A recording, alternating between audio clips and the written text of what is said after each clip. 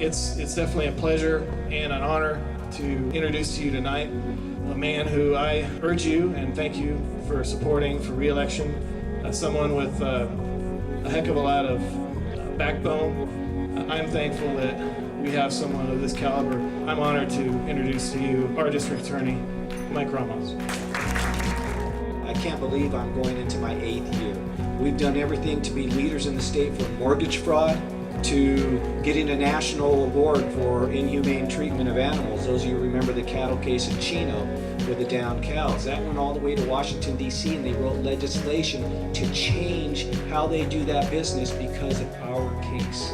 I support him because he's doing the right thing for us at the right time.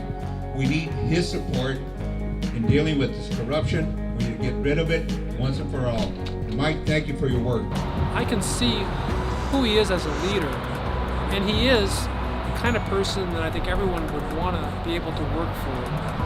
He's a person who has the integrity and the ethics that you have to have as district attorney. And what he instills in his staff, his team, is that you have to do what's right for the people. We lead the state in state prison commitments.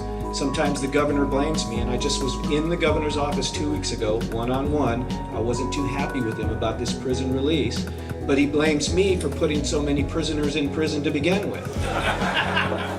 He has a passion for victims that I have not seen in so long, and for victims of homicide, how the first reactors and how they're treated during the judicial process and the whole thing, how people treat them, that has a lot to do with how they make it through their grief journey. If they're treated with respect, they're not going to feel ashamed about having a loved one that was murdered, and so many murder victims are made to feel like outcasts.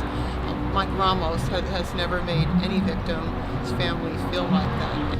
He makes decisions every day about the way we should do our business, which always come down to what's honorable, what's fair, what's right. He instills in us those values. He insists those values in the people that work for him. That's the kind of district attorney you have to have. I have the hardest working employees, and I have the greatest relationship with law enforcement, and I'm a very fortunate DA for having that. We got to help the victims past the courtroom, because they continue to be victims because of what happened to them and whatever the crime may have been. My faith in him, my trust in Mike, it has never wavered. We have represented victims and families in over 3,000 cases in life or prison terms, and we've been very successful in making sure, especially the murderers, that they serve life terms. That's our goal. His passion and his compassion, his understanding for victims of crime, it's just, it can't be matched. You have to have a leader who is able to express those kind of commitments to the public. I can't think of anybody else that I know that I'd rather work for than Mike Ramos. We got a lot of prisoners and people being released from jail. And I told you the story, and I'm telling you the truth. As the vice president of the California District Attorneys Association, I sat from here to about here to the governor, and I said, Governor, you cannot do this anymore to us, because I've got a concern about the safety of my citizens in San Bernardino County. I've seen the side of him, that understands victims, and that's what keeps me going. That's what lets my support, nonstop, and it doesn't waver.